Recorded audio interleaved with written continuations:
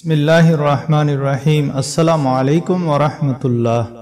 আজ যে দোয়াটি শিখাবো, দোয়াটি আর কোনো নবী এবং নবীর উম্মতকে দেয়া হয়নি। এই দোয়াটি আল্লাহ তাআলা আসমান জমিন সৃষ্টির 2000 বছর আগে লিখে রেখেছেন। যে দোয়াটি সরাসরি আকাশে শিখানো হয়েছে। যেমন দোয়াটির ব্যাপারে ইমাম আহমদ, ইমাম বাইহাকি শোয়েবুল ঈমানে হযরত আবু যর রাদিয়াল্লাহু হতে বর্ণনা করেন, রাসূল করিম সাল্লাল্লাহু আলাইহি ওয়াসাল্লাম ফরমান, আমাকে এই দোয়াটি আরশের নিচে দেয়া হয়েছে। আমার আগে অন্য কোনো নবীকে এই দোয়া দেয়া হয়নি। ইমাম তাবরানী অত্যন্ত চমৎকার সনদের সাথে হযরত শাদ্দাদ ইবনে আউস রাদিয়াল্লাহু থেকে বর্ণনা করেন, রাসূলুল্লাহ সাল্লাল্লাহু আলাইহি ওয়াসাল্লাম ইরশাদ করেন, আল্লাহ তাআলা আসমান ও জমিন সৃষ্টি করার 2000 বছর আগে একটি কিতাব লিখেন আর তা থেকে 2টি আয়াত নাজিল করেন। আর এই 2টি আয়াতই হলো আজকের দোয়াটি।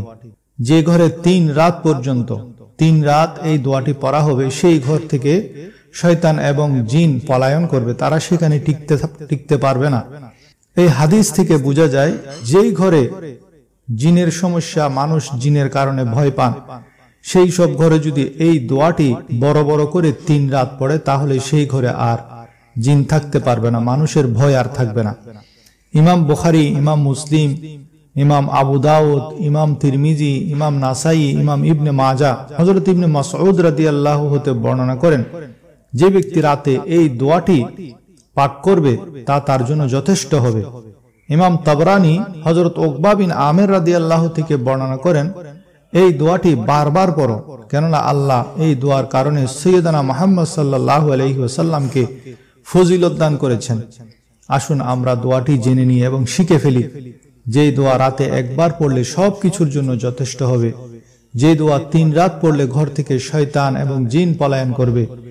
যে দোয়া আল্লাহ তাআলা আসমান জমিন সৃষ্টির 2000 বছর আগে লিখেছেন। যেই দোয়া উম্মতে মুহাম্মাদের জন্য একটি শ্রেষ্ঠ উপহার। আউযু বিল্লাহি মিনাশ শাইতানির রাজীম। বিসমিল্লাহির রহমানির রহিম।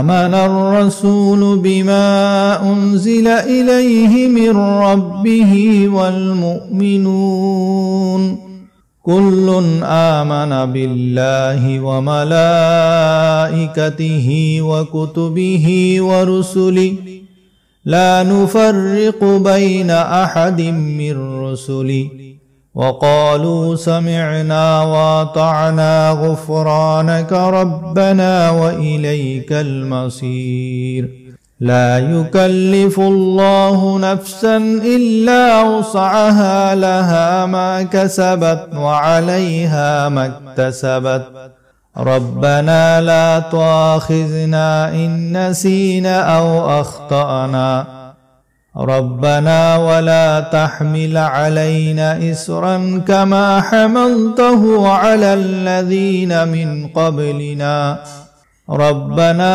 ولا تحملنا ما لا طاقة لنا به واعف عنا واغفر لنا وارحمنا أنت مولانا فانصرنا على القوم الكافرين।